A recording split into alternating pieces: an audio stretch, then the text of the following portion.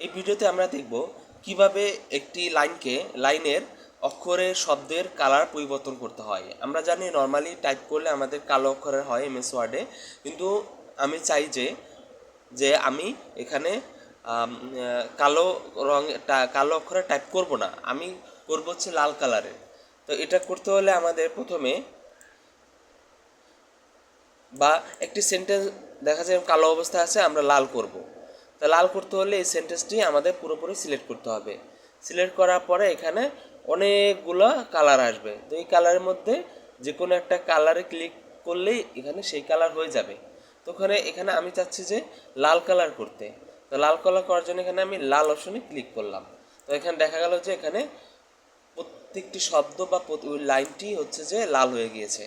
তো এখন যদি আমি টাইপ করি, টাইপ করলেও লাল কালারের টাইপ উঠবে। তো এভাবে আমরা বিভিন্ন কালারের সেট করে এভাবে আমরা টাইপ করতে পারি।